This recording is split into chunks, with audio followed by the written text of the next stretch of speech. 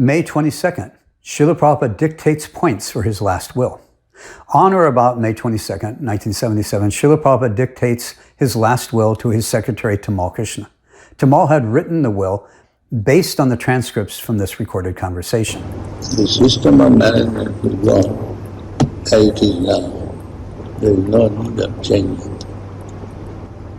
The money which is in my personal name in different banks, that is being spent for the society, and it will be society proper. In this connection, a few deposits which is allowing some pension to the members of my former family may not be jeopardized. That's 2 points. This is from discussions May 20 to 22nd, 1977 in Vrindavan. It's important to note that Srila Prabhupada originally gives only 2 points, which he considers were important enough to include in his last will. The very first, and arguably the most important point in Srila Prabhupada's own view, was the system of management shall remain as it is. There is no need of changing. He then gave a second point about how to handle the money in his personal accounts. Then Srila Prabhupada said, that's all, 2 points. Of those 2 points, only the first point had long-term ramifications for the society. After making these 2 points, Srila Prabhupada does ask Tamal for his opinion, and Tamal Krishna brings up several other points that Srila Prabhupada agrees they should be added. Most of those points had to do with temple management, GBC management of properties, etc. I will give more information on this for the June 2nd timeline entry, which is when I think it was Giriraj Maharaj read this transcript to Srila Prabhupada. It was the one that Tamal Krishna had drafted up. It was the draft copy.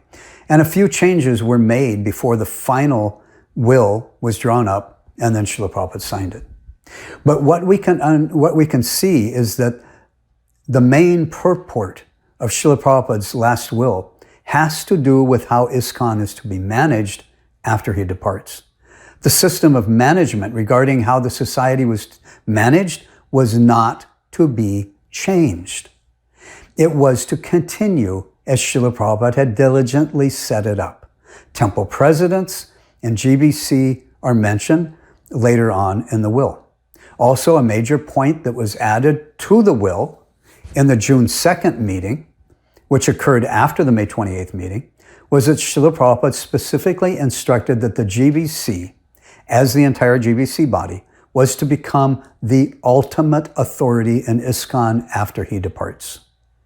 What is most conspicuous by its glaring absence is that there is no mention at all, period, of any sort of successor guru or gurus. Absolute zero mention of an ISKCON that would supposedly soon have multiple masters that would create so many drastic changes to how the system of management was to manage.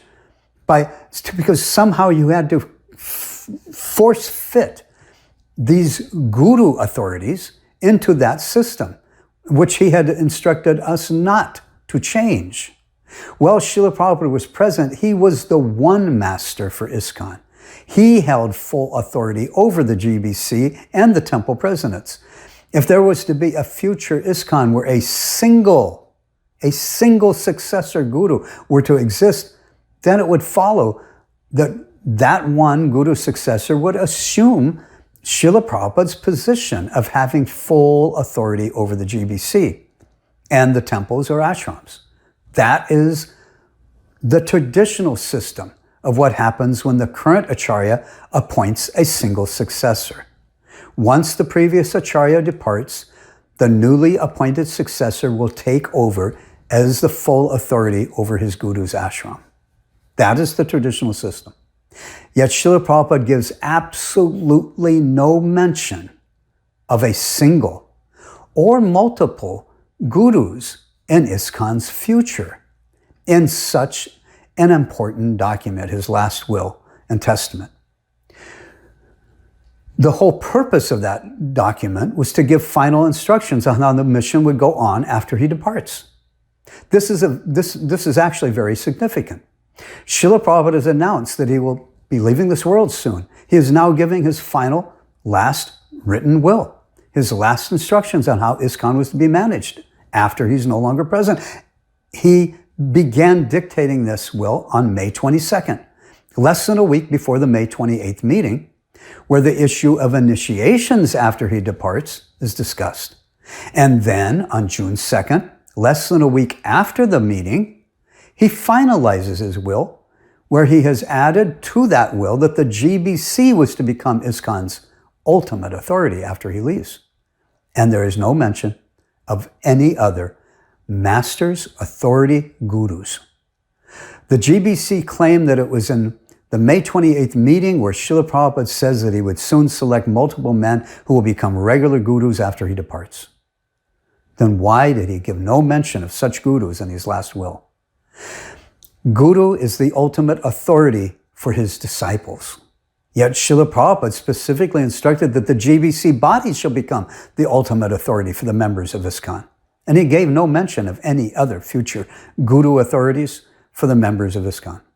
I have already detailed the discrepancy this creates in my personal story here. So for now, I will not repeat all that here again. What is significant here regarding this timeline date is the fact that in this document, there is absolutely no mention of a future ISKCON with multiple gurus, even though he started dictating that will before the May 28th meeting and completed his will after that meeting.